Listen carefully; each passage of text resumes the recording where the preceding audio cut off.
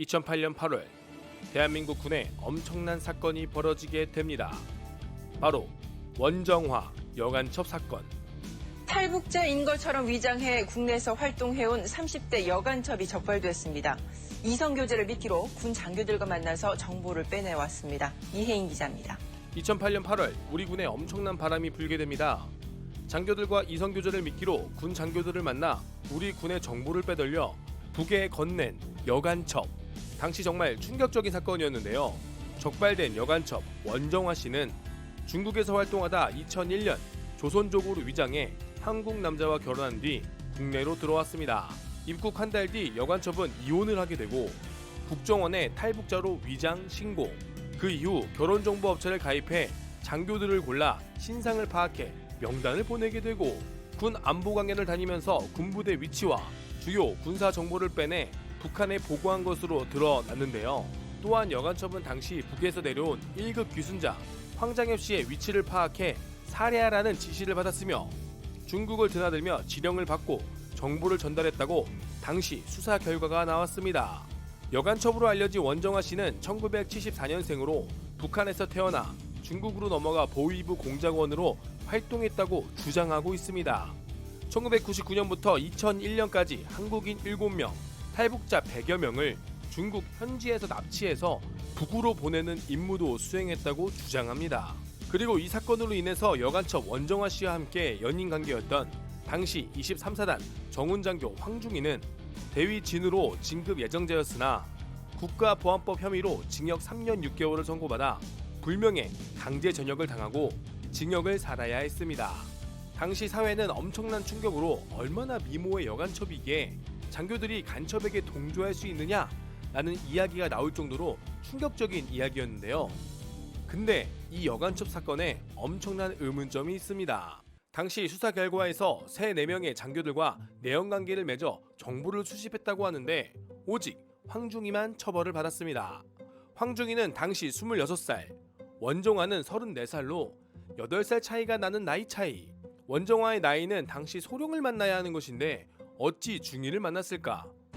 정말로 군의 정보를 캐내려고 했다면 정훈병과 중위가 아닌 작전하는 병과의 작전과장급 이상 영관급 장교와 내연하는 것이 더 간첩으로 이득이 아닐까라는 의문이 들게 됩니다. 실제로 정훈 장교는 작전에 대해서 아는 것이 없으며 특히나 정훈병과 중위 정도는 북에게 넘길 군사기밀 자체를 알지 못하고 취급하지 않는데 왜 하필 정훈병과 중위였을까입니다. 그리고 앞서 설명한 한국인 7명, 탈북자 100여 명을 중국 현지에서 납치해 북으로 보내는 임무를 수행했다고 이야기했는데요. 근데 그 피해자들은 없다는 겁니다. 또한 공작원이 중국에서 임신을 하고 한국으로 온다? 북한 엘리트 출신으로서 1세대 탈북자 강명도 씨의 주장에 따르면 공작원은 절대로 임신은 말도 안 된다는 것이며 원정화는 새빨간 거짓말이라고 주장하고 있습니다. 심지어 강명도 씨는 매우 보수적임에도 불구하고 이것은 간첩 조작 사건이라고 주장하고 있습니다. 그리고 원정화가 간첩으로 잡히기 몇 개월 전 같은 해 2008년 SBS 그것이 알고 싶다에서 결혼정보업체 사기와 관련된 취재를 기획했습니다. 그런데 그곳에 원정화가 출연했었습니다. 아니 도대체 간첩 임무를 수행하고 있는 사람이 케이블도 아닌 공중파 취재 프로그램에 직접 얼굴을 드러내 본인이 사기를 당했다고 취재진에게 이야기하고 통장 내역을 보여주며 결혼정보업체에 입금한 내역을 보여주기도 했습니다. 근데 저 통장은 이후 국정원이 북한에 송금했다는 계좌와 동일한 통장이었습니다. 북한 공작원이 공작금을 위해 위장 무역업체를 만든 그 통장. 결혼정보업체 사기를 당했다고 SBS에 얼굴을 내밀고 간첩이 인터뷰를 한다는 것, 그리고 그 통장을 보여준다는 것, 과연 정말 간첩으로서 가능한 일일까요? 원정화는 수사 당시 본인의 새아버지, 의붓아버지가 지령을 내렸다고 이야기를 했습니다. 실제로 원정화 씨의 의붓아버지는 붙잡혀 조사를 받았는데요.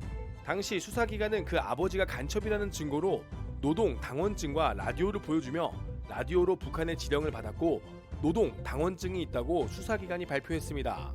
근데 자세히 보시면 당원증이 심하게 낙서가 돼 있습니다.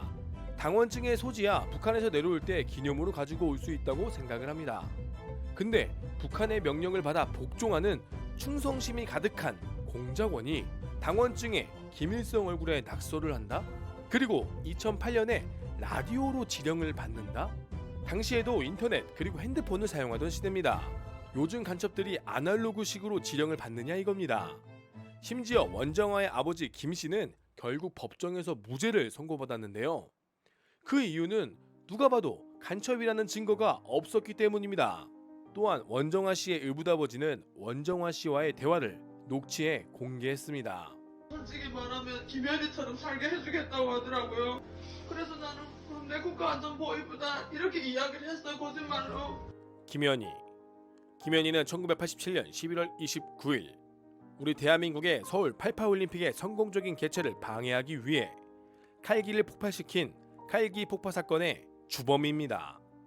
당시 승무원 및 승객 115명이 전원 사망한 이 사건으로 김현희는 붙잡혀 사형을 받았으나 이 사건에 대한 증인이 남아 북한의 잔혹함을 전달해야 한다는 이유로 사면된 이후 책을 저술하고 안보 강연, 방송 출연 등을 하며 살아가고 있습니다.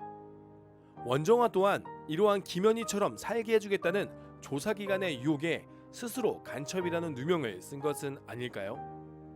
또한 2008년은 대한민국이 뜨거웠던 시기, 바로 광우병 시위가 한창이었을 때입니다.